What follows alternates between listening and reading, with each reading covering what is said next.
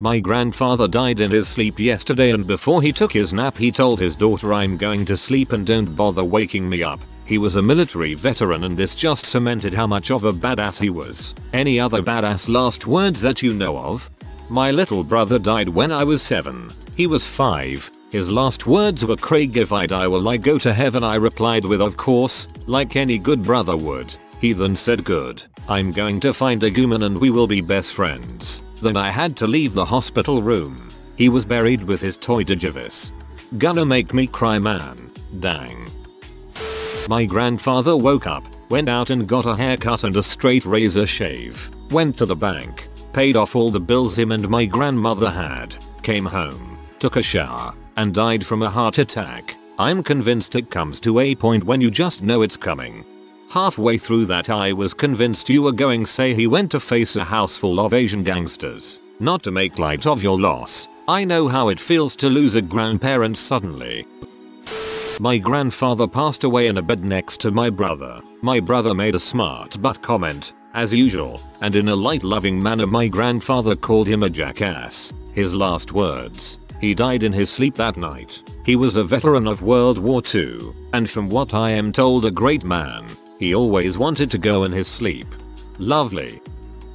This is not a last word since he lived another 30 years or so, but my grandfather on my dad's side managed to slip and put his arm through a glass storm door coming home from work one night. The glass cut in just below the elbow, and more or less peeled his lower arm, severed the arteries, nerves, everything. They had to amputate it. So anyway, the commotion woke up my dad, who was about 10 years old, and he wandered outside to where my grandfather was standing. This shredded mass of meat hanging from where his arm used to be. He had managed to pinch off the artery with his good hand, and was holding it so he didn't bleed to death. He'd also had my grandmother bring him a cigarette, put it in his mouth, and light it for him. He looked at my dad and said, "Ain't pretty, is it, son?" and then told him to go back to bed, because he had school in the morning. They don't make game like that anymore. Hey, fellas. How's this for a headline tomorrow? French fries. Last words of James French before being executed by electric chair. Goddammit, I wish I had a pun name. A few moments before he died he cried out in his delirium, "Order AP. Hill to prepare for action. Pass the infantry to the front rapidly. Tell Major Hawks," then stopped, leaving the sentence unfinished. Presently a smile of ineffable sweetness spread itself over his pale face, and he said quietly, and with an expression, as if of relief, "Let us cross over the river, and rest under the shade of the trees." Stonewall Jackson, as recounted by his doctor. Ctrl+F crossover. Yeah, he was quite a guy, so pointless that he was killed by friendly fire, but honestly, that was probably a really good thing for the war, since he was such an excellent general. My grandpa and I would always joke around with each other. The last thing he said to me is, "These people think I'm actually going to die here." He did manage to make it to the hospice 15 miles away before passing, so I guess he was right. My great uncle passed during his afternoon nap.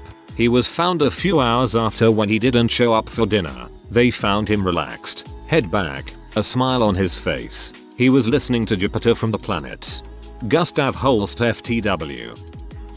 When my great grandma was getting ready to kick the bucket, she called my dad in, gave him a steely-eyed look and demanded a beer mixed with tomato juice. She aspirated on that beverage and died 6 hours later. She had been quite the character. She owned a bar in her youth and doubled as a prostitute. In her 70s she could drink and curse my dad and uncles under the table without missing a beat. She had whiskey hidden in the weirdest places around the house. Think Kleenex boxes and strapped under tables. Her stereotypical Christian husband was completely devoted to her and appeared entirely oblivious to the fact that she drank, smoked and raised heck until the day she died. Her death pretty much took away his reason to live. He went from perfect health to dead within a year. My dad called that drink a red eye. Smells gross as heck, but he drinks them almost exclusively. My grandpa told me, "You're a good boy. You know that you're a good boy, and I love you." He smiled, then closed his eyes. That made me tear up and smile. William Lee Lavender, World War II veteran, Texan, Epic badass, I'm going to go to bed and die. I'm taking this Nazi bullet that's been in my butt for 60 years with me. My grandfathers died 15 years apart and both of their last words to me were I love you. Granddad said it as we were hanging up after a call on Christmas Day. Papa was dying of kidney failure and hadn't been conscious in days. I was with him in the hospital. As I left I said, I love you, Papa. He never opened his eyes but said, love you, Jay. This is the one that did me. Not exactly last words, but after my dad died, I was going through his things and found a piece of paper upon which he'd written, the only thing we can trust in life is death, and when it comes, spit in its eye. It made me smile through all my grief. Fun fact, today would have been his 63rd birthday. St. Lawrence, who was killed by being burned alive, said something along the lines of turn me over, this side's done. I'm not a Christian, but dang that guy's cool. Close, he was being merited for being a Christian, and they decided to roast him over a fire. Halfway through the execution, he said you may turn me over now, as I am sufficiently cooked on this side. My favorite last words were those of Alex, a ridiculously smart African grey parrot. Alex demonstrated an understanding of colors and shapes, prepositions, the concept of zero, object permanence and phonemes. He died during the night, and if I remember correctly, his last words to the researcher who had worked with him for 20+ years were you be good, I love you. And this is the one that has me weeping like a child. My grandfather's last words to my grandmother who was by his side, I love you, my dear, sweetest thing ever. So sweet. My grandfather's last words to my grandmother were you are so beautiful. Not his last words, but from memory, Benjamin Franklin was very ill and in much pain late in his life. He was known to say that a man that drinks a cup to the bottom must expect some dregs. Anyway, he was near the end and asked to have his sheets changed, as he liked to do to keep comfortable. A friend entered and saw him on his feet while he waited. She said something along the lines of oh Ben, you're up. You've still got years in you, to which the ever honest Ben replied oh dear God I hope not. Pretty badass. My dad had ALS and he told me, at age 11, never do anything you wouldn't ever tell me or your mother, don't be in but, take care of the family. My grandfather had Alzheimer's and didn't speak by the time he died. He had always loved his sons and they weren't there to comfort him the night before he passed, but I was. He held onto my hands and looked deep into my eyes for about 20 minutes with tears streaming down his face and a quivering smile. He was looking at his 4 boys. My grandfather has Parkinson's and is developing Alzheimer's. He doesn't speak much. Every time I'm home and I've visited him, when I leave we always shake hands. He holds on for a while just looking into my eyes, most often with a tear or two. It kills me, it really does. I wasn't there for it, but my great aunt was German aristocracy and died in the US in the early 1960s. Very old, she was in a nursing home type hospital and, one day, she demanded her favorite dress. She got dressed, did her makeup and hair, then sat back in her reclined hospital bed and closed her eyes, looking for all the world like a European noble who had dozed off at some meeting. She didn't open her eyes again. My father died in a helicopter crash. I got to hear the recording with his final words as the helicopter went down. We are going down, down, down, down. It sounded oddly calm. I carry it with me and it calms me as well. A friend of mine passed away on a stretcher in Afghanistan after bullet wounds to his upper and middle torso. I was talking to him the entire time and last thing I said to him was everything's gonna be fine, you're a soldier. To which he responded, but we're just people too. Poignant as frick. My grandfather was diagnosed with cancer before I was born. I think March 1990. They told him he had about 2 more years, maybe even less. He told them something along the way of I just found out that I'm going to have a granddaughter and I'm not leaving this planet until I've had a glass of brandy with her on her 18th birthday. Fast forward 14 years, yes. A bit more than the expected 2 years. He just had surgery. Again, to remove some metastases or something like that. I don't remember anymore. He was in the hospital and complained about the smell and the whiteness of everything, and suddenly, he turned to me with the saddest look on his face and asked, "You know I love you more than anyone, right? I love you too. I don't know how to say this, but it looks like we won't be able to drink that brandy together after all." Don't say that. You've been worse and recovered before. You're right. I'm really tired. Can you go get your grandmother for me please? She was waiting outside so I could have a few minutes with him. I went out to get her and she was sitting there, crying. I asked what was going on and she said that he was gone. I told her no, I just talked to him. He is going to be fine. She said no and that he had called her that morning, telling her to bring me to the hospital so that he could say goodbye. I was like WTF. No way, and we went back up to his room. He was gone. Like in a freaking movie. I still have the brandy. I can't open it. And I'm now crying. I love you Grosspuppy. Oh Jesus frick. This got me. My granduncle died of bone cancer when I was away at college. During spring break, I got to visit him in the hospital because I knew he was terminal. Now, I knew he was a Mason for years, some sort of master level or some crap, but he never talked about it. After a pause in our private conversation during a trip home for spring break, I asked him what is it like being a Mason. He just chuckled a bit and shook his head. It's basically a way for the guys to get out of the house and drink beer without the harpies fricking with us. But don't go through all of the glamour. Just make your own little drinking club. Find a shed, fix it up, insulate it and wire it for electricity. Put in a nice bar and some lazy boys and have a nice time. Uncle Jerry, you are the crap. You always had some candy stashed around your place and you always taught me how to play pool. Thanks for that. Goddamn, that guy is freaking cool. I know a Master Mason in my fraternity who is very secretive about it. Little does he know I'm catching on. A day before my grandfather died, he came home from a long day of work around 10 PM. He asked my 2 aunts and uncle if they could join him and have a few drinks with him. They refused and he had 4 shots of mezcal by himself before he went to sleep. He died in his sleep that night. He was 98 years old, worked on his farm, and never retired. I swear to God if I was there on that night I would have taken a shot with him. He went out like a true Mexican. I can see my dad going out the same way. He loves his mezcal. Too late and will get ignored, but it's awesome and someone will laugh. My fraternal grandfather was a World War II veteran in North Africa and elsewhere. He was a very proud man who didn't take crap from anyone. After the war he worked as a plasterer in McKisport, PA, where he and my grandmother raised 4 boys. None of them dispute anything he has ever said about his life in any way. He was always neat and well dressed, and always clean shaven. My grandmother preceded him in death by 4 or 5 years, and he never looked at another woman again. He fought off prostate and bladder cancer, and lived with congestive heart failure for quite a while. Finally, the heart failure was taking its toll, and he ended up in the hospital. He was in and out for a couple of months, but just wasn't doing well. The doctor recommended a nursing home stay until he improved. This was a soul-crushing defeat for the most strong-willed and independent man I have ever known.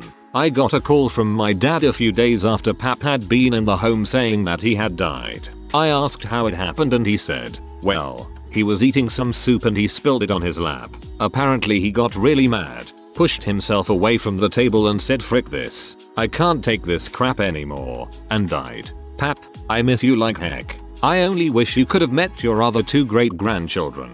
And that's how you rage quit with style, folks. Sorry for your loss. It sounds like he led a great life, and at the end he called his shot like Babe Ruth, pointing his bat towards the outfield. My good friend's pious, God-fearing grandmother was unable to speak her last words. However, and much to the surprise of her family, she wrote on her chalkboard, if I had a Marlboro Red, I'd smoke it right to the filter, and promptly shuffled off this mortal coil. Mad props for the word choice and shuffled off this mortal coil. When my grandma died of emphysema, she asked my grandpa to get her favorite ice cream, Chunky Monkey. When he came back she was dead. Not badass, but always makes me feel better. Not sure if this was true, but anyway, my favorite professor told us about his grandmother who grew up during the Depression, World War II, Cold War, etc. She was from a Christian family but chose to live life as a devout atheist. She passed away in the hospital when he was a teenager, and his family felt fortunate to be by her side during her final moments. She said her tearful goodbyes, closed her eyes and laid back, then crossed herself, like Catholic folk are known to do. The family was stunned, thinking maybe she was afraid of venturing into the great beyond. But after a few seconds, she opened her eyes, looked around, and winked like a badass troll. She passed shortly after. It was awesome to hear that story. My grandpa to me, happy birthday, I love you. Then he went to bed and died in his sleep. Not quite badass, but I'm not forgetting it anytime soon. On my grandfather's deathbed, just when the room went silent for a bit, somebody sobbed a bit. He replied, "It's not sad, it's beautiful." My gramps passed away about a month ago. On his deathbed while cancer was eating away at his stomach and while high on morphine, had this to say to my brother and I while trying to hold back our feelings: "I'm not going to die yet. Don't cry, you buttholes." That was the moment I knew he lived the best life he could and had no regrets. R.I.P. Gramps. Supposedly my great grandmother told everyone on her deathbed, "I want a goddamn cheeseburger." She loved McDonald's and by God she was going to have one last bite before dying. They got it to her just in time. A buddy of mine from elementary school was taking a walk with his uncle when a dairy truck collided with another car. His uncle got hit by debris and when he ran over to him, his uncle said, "Get this dang cheese off my chest." He then took a few more breaths and died right there. My sister called my dad on New Year's Eve, 2001, shortly before midnight, and he was already in bed. She said, "Aren't you gonna watch the ball drop?" He replied, "I'm gonna watch my 2 balls drop onto my bed." He died in his sleep. I like to think all 3 balls dropped at once. Isn't very bad, but, and maybe more significant to Australians, New Zealanders, but my grandfather's last words were, "Lest we forget." Respect to that man. Right before my grandmother died, she told my grandfather, "Don't forget about the laundry." It was early on a Saturday and my grandmother always did the laundry that day. He said he found it odd because she was the one who usually checked it. She died in her sleep about 20 minutes later. Around Christmas time of 1997, my brother and I had just come back from playing basketball. My dad was asleep on the couch when we came in. It was pretty late and we woke him up. My brother went to sleep as I sat down and kicked it with Pops for a few. I remember we were talking about a friend of mine that always seemed to catch the lucky breaks, get the girl, get away with things, etc. He looks at me, takes a decent drag from his cigarette and says, "Third shift, heck man, the grass may be greener over there, but trust me, there's dog crap in that yard too." He passed away a few hours later unexpectedly from a severe heart attack. I won't say his last words to me were of a badass nature, but definitely some sound advice that has stuck with me over the years. Some backstory. I had the kind of grandma growing up kids dream of. My grandpa helped to start up IBM, so they're pretty dang well off. She always dressed perfectly, was in her late 70s and had her own garden she took care of and things she pickled. She was always so incredibly beautiful. When I was a teenager and hormonal as heck, I could wake up at noon, go to the kitchen table and she'd have a bowl of tin roof ice cream for me. Grandpa would get so mad and she'd just go, "Tony, now you quit IT." And it was just yes or D. By the way, my grandpa was a war veteran with several awards, so it was always funny seeing how sweet he was to my grandma. A few years ago I got a call that my grandma had suffered a stroke the day prior and that the family hadn't told her grandkids because they just thought she'd get better. It took my stepdad to drive me from South Texas up to Texarkana. I thought the whole way up there she'd be just fine. How couldn't she be? My grandma was always so active and had no real health issues. Well, when I got there it turns out my dad was just in denial. My grandma had gone into a coma a couple of hours before we arrived. I remember crying so hard. For the next 24 hours I didn't leave her side. My dad played guitar and I sang her favorite songs for her. We finished reading a book to her she'd been in the middle of, talked out the good times, everything. The doctor said she could hear us, and I believe she could. At one point in the night everyone had left and told her how much they loved her, and I fell asleep on the floor at the foot of her bed. Before I fell asleep I told her how much she meant to me, and that I was glad I'd gotten to be with her. The doctor had been telling us all day she'd be fine, and it took me pulling him outside to find that the right side of her brain was dead. At roughly 1 AM I woke up to her machines flatlining, and my dad, grandpa and I were the only ones there. I miss that lady every dang day. It's actually helped telling that. I know it wasn't about last words, but she wasn't able to talk when I got there. It just helped after reading all of the stories about amazing grandparents to share it.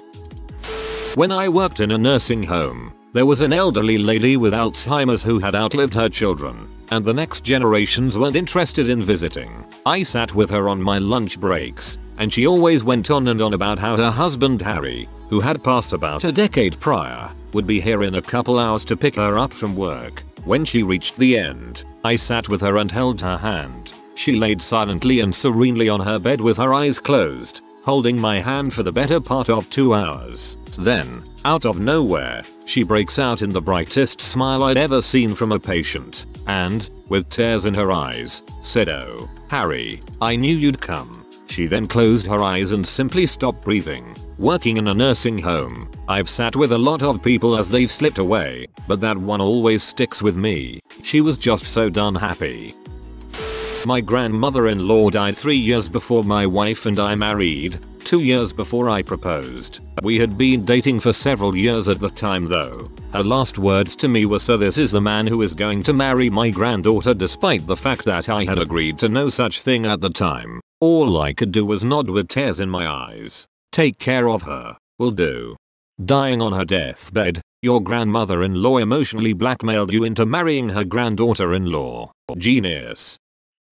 When I was 17 years old, my poor mother's father had to be put into a home due to his Alzheimer's, skin cancer and overall deteriorating health. Let it be known that this man hated me my entire life due to the fact that I am a half-breed gook, but I would still visit him every other Wednesday after school anyway. The last Wednesday he was alive I sat at his bedside with my mom. She would constantly have to remind him who she was and all that jazz, but he never forgot me. He would order me around like a slave, turn the air on, gook, straighten my blanket for me, nip, but I always shrugged it off. My mom got defensive and said to him, "This is your granddaughter. Why are you so mean to her?" His answer, "Frick you. She's all I got." I welled up with tears and he threw me a wink. He died the following Sunday.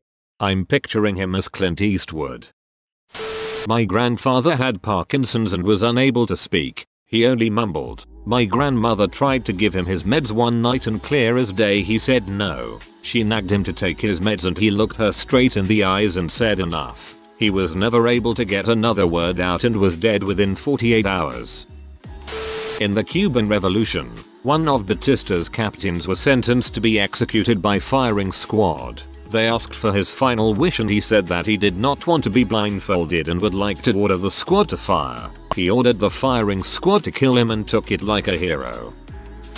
It's probably too late and this is buried already, but oh well. My grandfather was a veteran of the Battle of Okinawa in World War II and was a Marine in the Battle of the Chosin Reservoir in the Korean War. The Battle of the Chosin was a hugely outnumbered American NATO force surrounded in a valley by Chinese and Korean soldiers in the dead of winter. They ended up having to fight their way out and it is considered one of the bloodiest battles in modern American history. Gramps almost lost his foot to frostbite from the severe cold. When they got to the hospital, the doctor recommended they amputate it. He said, "Frick you, I'm keeping my foot." Apparently, the treatment for severe frostbite is similar to the treatment for a severe burn. Scrub the crap out of the wound every day. He endured many of these treatments, but kept his foot. He told me in detail about the Chosin battle one day. A tear came to his eye partway through and he looked away from me and said, "We lost a lot of good men there." Knowing that was coming from him made it pretty heavy. He also told me a story during the end of Okinawa when the Americans had gained a foothold on the island and he was patrolling.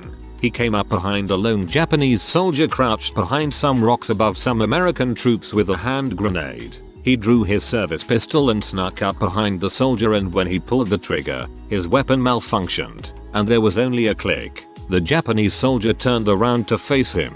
They looked at each other, then they both dropped their instruments of war and ran in opposite directions. He always laughed about that one. Anyway, these weren't his last words, but they'll always stick in my head. When he was 87 he went for an x-ray and it was discovered he had cancer of the lining of the chest cavity. He was sitting on the exam table next to my dad when the doctor told him he had 3 months to live. He sighed and said, "Doc, you better go get me one of those no resuscitation orders." Then, after the doc left, he turned to my dad and said, "Matt, I've been alive 87 years, and it's been one heck of a ride. Now I'm gonna show the kids how it's done." He ended up turning 3 months into 3 years, and died peacefully in his sleep under hospice in my parents' house. He was easily the most badass old man I've ever known.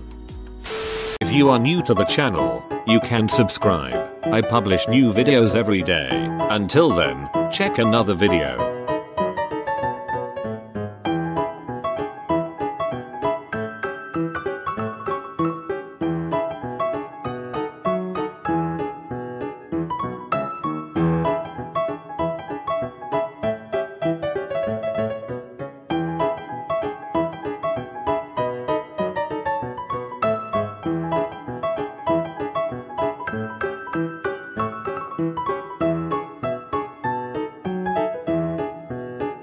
Bye for now.